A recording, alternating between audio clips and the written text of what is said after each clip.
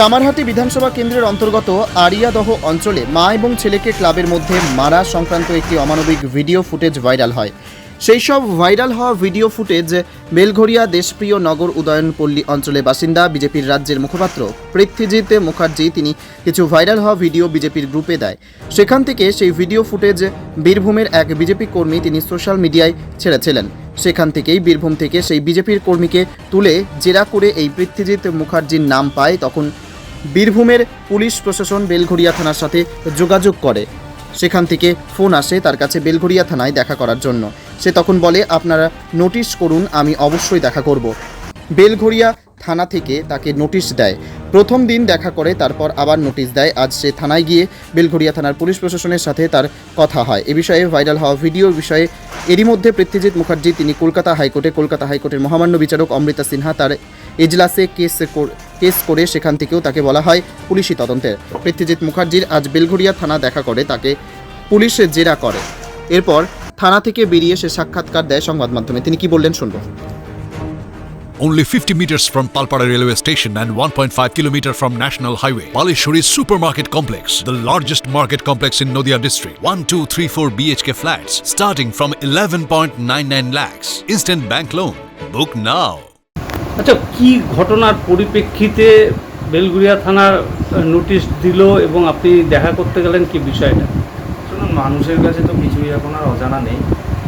সকলেই জানে যে কী ভিত্তিতে বেলঘরিয়া থানা আমায় ডেকেছিল এবং কেন ডেকেছিল, সবটাই জানে। কারণ আরিয়াদহ কাণ্ডের ভাইরালকারী হিসেবে বেলঘরিয়া থানা হয়তো আমায় চিহ্নিত করতে পেরেছে, আর কাউকে চিহ্নিত করতে পারেনি।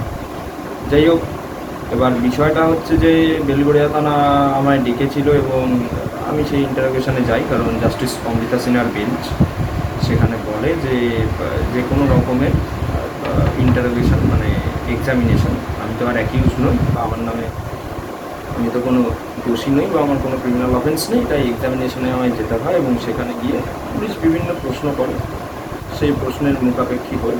এবং আপনাদের খুব পরিষ্কার করে জানিয়ে রাখি, আমার বিরুদ্ধে কোনোদিন কোনো অভিযোগ ছিল না।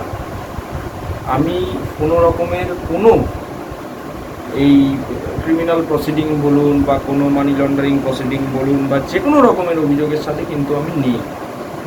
তো শাসক দল যদি আমায় চায় যে শাসক দলের চাপের কাছে পুলিশকে মাথা নত করে এবং পুলিশি প্রক্রিয়ার দ্বারা আমায় কাস্টাডিতে নিতে, তাহলে কিন্তু সেটা তারা করতে পারবে না। ইন্টারোগেশনের সহযোগিতা আজকেও করেছি, আগামীকালও তারা ডেকে পাঠিয়েছে ইন্টারোগেশনের জন্য, আগামীকালও যাব, আগামীকালও সহযোগিতা করব।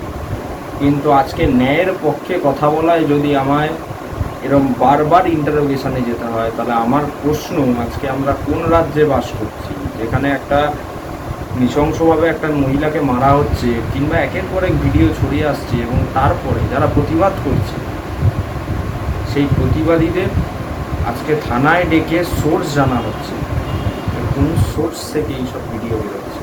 খুব দুর্ভাগ্যজনক এটা আমার কাছে। এবং এই ইন্টারোগেশন হয়তো আমার চলবে, আবার কালকে ডেকেছে। আমি আবার বলছি, যে কোনো রকমের তদন্তের সামনে মুখোমুখি হতে আমার কোনো ভয় নেই, কারণ আমি কোনো দোষ করিনি। দোষ যারা করেছে, অনৈতিক কাজের সাথে যারা যুক্ত, সেই তৃণমূল কংগ্রেসকে কিন্তু এর জবাব দিতে হবে। এটা কি রাজনৈতিক কারণে কি বিজেপি করেন বলে, বিজেপি বলে কি এটা? অবশ্যই, কারণ তৃণমূলের টার্গেট হচ্ছে সংবিধান মুক্ত বিরোধী শূন্য পশ্চিমবঙ্গ গড়বার। তাই আমি বিরোধী নই, আমি বিরোধী করি তাদের কাছে। তো স্বাভাবিকভাবেই কণ্ঠরোধ করতে হবে, গণতন্ত্রের কণ্ঠরোধ করতে হবে। নয়তো মুখ্যমন্ত্রী মাটি হারাচ্ছেন, বাংলার মাটিতে ভোট লুট করে তাদের জিততে হচ্ছে। দিকে দিকে গণতন্ত্রের নাম জয়ন্ত সিং, শেখ শাহজাহান, তাজিমুলেরা হয়ে উঠে দাঁড়াচ্ছে। সে কারণেই আপনি কি ভিডিও ভাইরাল করেছিলেন? সেটা তো সকলেই জানে, কি ভিডিও ভাইরাল হয়েছে কি না হয়েছে, সেটা আর কারোর কাছে এই মুহূর্তে অজানা নেই। কিন্তু আমার প্রশ্ন হচ্ছে একটাই, যার ভিত্তিতে আজকে আমায় পুলিশ ডাকছে, যার ভিত্তিতে পুলিশ আমায় ইন্টারোগেট করছে, আমি আপনাকে ইন্টারোগেশনে কি হয়েছে তা ভেতরের ম্যাটার আমি আপনাদের বলতে পারবো না, কিন্তু আমি খুব দায়িত্ব সহকারে বলে রাখি, আমি কিন্তু কোনো দোষ করিনি। আমি কিন্তু কোনো রকমের এই যে ইনসিডেন্ট মব লিঞ্চিং ঘটেছে তার মধ্যে কিন্তু আমি ছিলাম না, এটা খুব পরিষ্কারভাবে আমি বলে রাখছি। নোটিশ আপনার কবে দিয়েছিল? নোটিশ আমায় প্রথমে কালকে, আজকের ইন্টারোগেশনের নোটিশটা আমায় কালকে সন্ধেবেলায় এসে দিয়ে যাওয়া হয়েছিল, এবং তার আগে যেই নোটিশটা দেওয়া হয়েছিল, যার ভিত্তিতে আমায় প্রথমবার থানায় ডাকা হয়েছিল, সেটা হচ্ছে ওই কালকে 11 তারিখ। তো কবে মামলার রায় হয়েছে? কবে? 11 তারিখ। ওই বুধবার দিন দিয়ে গেছিলো, বুধবার দিন রাত্রেবেলায় দিয়ে গেছিলো 11টার পরে, সকালবেলা 10:13 ফোন করবার পরে রাত্রেবেলা 11টা। আজকে থানার থেকে আপনাকে কি বলা হলো? থানার থেকে থানায় সহযোগিতা করতে বলা হয়েছে, এবং ইন্টারোগেশনে আমায় যা যা প্রশ্ন করা হয়েছে আমি তার উত্তর দিয়েছি।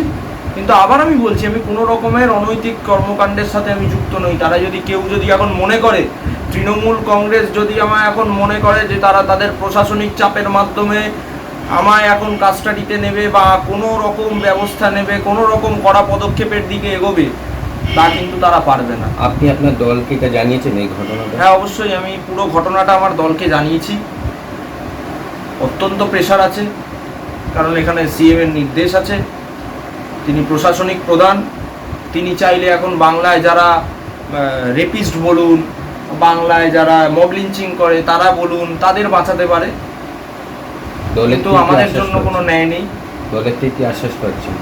দল 100% আমার পাশে আছে, সর্বোচ্চ নেতৃত্ব আমার পাশে আছে। দলের রাজ্য সভাপতি সাংসদ ডক্টর সুকান্ত মজুমদার আছেন, এবং পশ্চিমবঙ্গের বিধানসভার লিডার অফ দ্য অপোজিশন সম্মানীয় শ্রী শুভেন্দু অধিকারী মহাশয়, তিনি আমার সাথে আছেন, এবং আমার অ্যাডভোকেট সম্মানীয় শ্রী বিল্লদল বাবু আছেন, যিনি কলকাতা হাইকোর্টে ম্যাটারটা দেখছেন, এবং ব্যারাকপুর কোর্টে যিনি আমার ম্যাটারটা দেখছেন অ্যাডভোকেট পার্থ দেবনাথ, তিনিও আমার সাথে আছেন।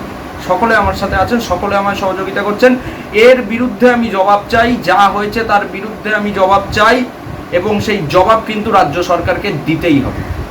আপনার নামটা বলুন। আমার নাম পৃথ্বীরাজ মুখোপাধ্যায়, পরিচয় রাজ্য বিজেপি মুখপাত্র। নদিয়া জেলার সবথেকে বড় বিল্ডার্স চাকদার মা মনসা বিল্ডার্স, রড ও সিমেন্টের পাইকারি ও খুচরো বিক্রেতা। মা মনসা বিল্ডার্স, পদ্মবিলা, চাকদা, নদিয়া। রড কেনাকাটায় থাকছে ডিসকাউন্ট অফার। মা মনসা বিল্ডার্স। নদিয়ার সব থেকে বড় English medium school JRS public school, প্রায় 35 বিঘা জমির ওপর গড়ে উঠেছে বিশাল ক্যাম্পাস। নার্সারি থেকে শুরু করে উচ্চ মাধ্যমিক, ITI college, law college, B Ed college, ভর্তি চলছে। JRS public. আপনি কোথায় ইনভেস্ট করবেন, কেন করবেন, বুঝতে পারছেন না তো? সঠিক গাইডলাইন পেতে আজই আসুন নদিয়ার চাকদাতে নিবেদিতা প্রাইভেট লিমিটেডে।